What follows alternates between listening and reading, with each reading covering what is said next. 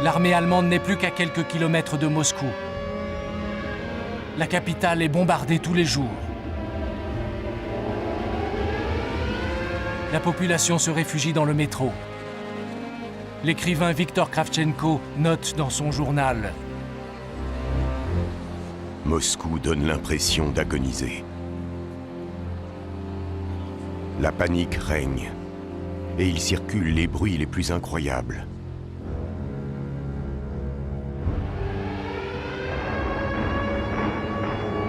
Certains disent qu'un coup d'État a éclaté au Kremlin et qu'on a arrêté Staline.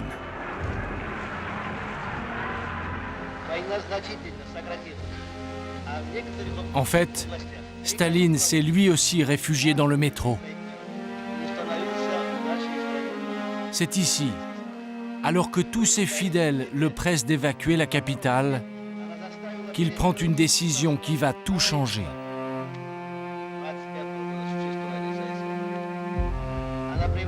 Malgré le danger, il décide de rester à Moscou. Dans quelques heures, il s'adressera à ses soldats.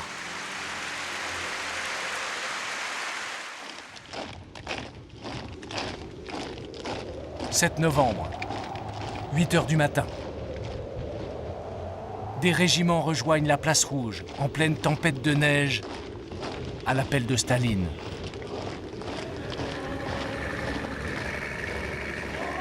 Les chars viennent directement du front et sont armés. Les Allemands peuvent attaquer à tout moment.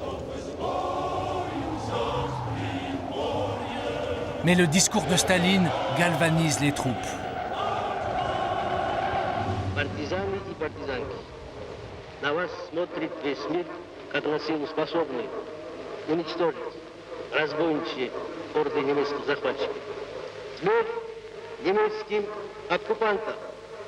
Да здравствует наша славная Родина, ее свобода, ее независимость. Под знаменем Ленина вперед к победе! En quelques jours, l'armée soviétique parvient à stabiliser le front devant Moscou.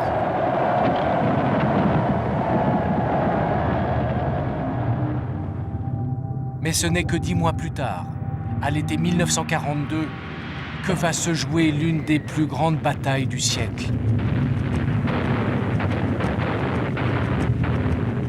Nous sommes à Stalingrad. C'est le tournant de la Seconde Guerre mondiale.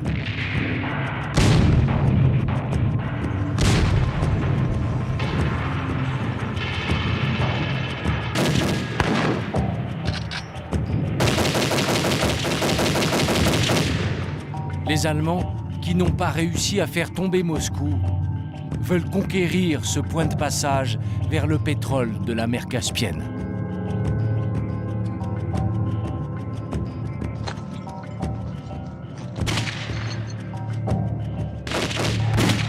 Ils occupent 90% de la ville. Mais il leur reste encore quelques centaines de mètres à gagner.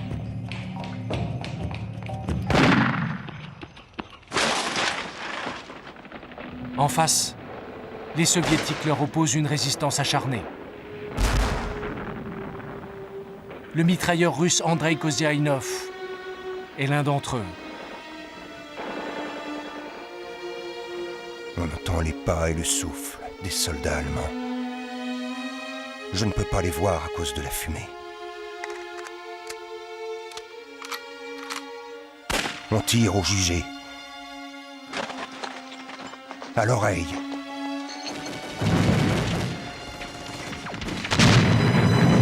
Ma tête bourdonne.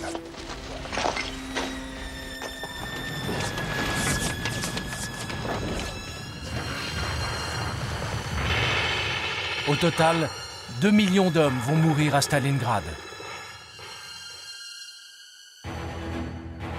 Pour la première fois depuis le début de la guerre, Staline, sagement, a décidé de ne pas intervenir lui-même et de laisser faire son chef d'état-major, le général Zhukov. Zhukov a un plan de bataille. Il veut prendre au piège les Allemands dans la ville qu'ils viennent de conquérir.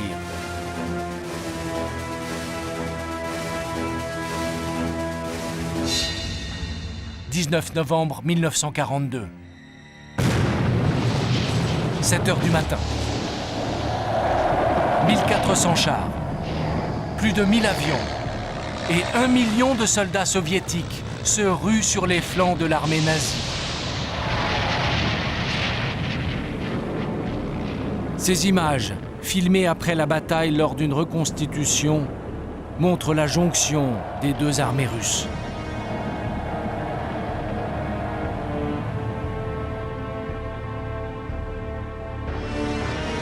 Quelques semaines plus tard, 300 000 soldats allemands encerclés, mal équipés et affamés finissent par se rendre avec leur chef, le maréchal von Paulus. C'est la première fois qu'un maréchal nazi est capturé vivant.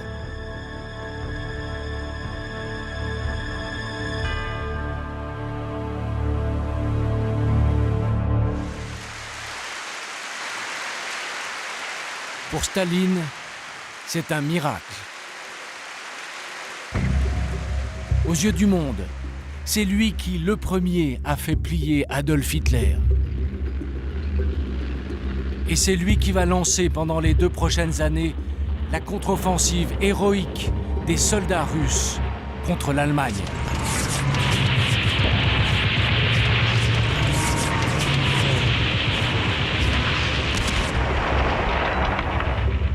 Malgré ses crimes, malgré son pacte en 1939 avec Hitler, Staline est devenu incontournable.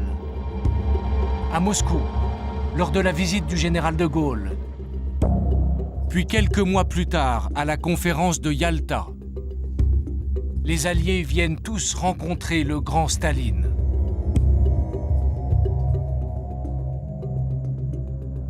Le Britannique Churchill porte un toast. La vie de Staline est ce qu'il y a de plus précieux pour chacun d'entre nous. J'espère sincèrement que le peuple de l'Union soviétique pourra conserver longtemps son maréchal. Churchill sait que depuis la victoire de Stalingrad, l'URSS est en train de devenir une superpuissance. Il sait qu'après des mois de contre-offensive, l'armée rouge va bientôt entrer dans Berlin.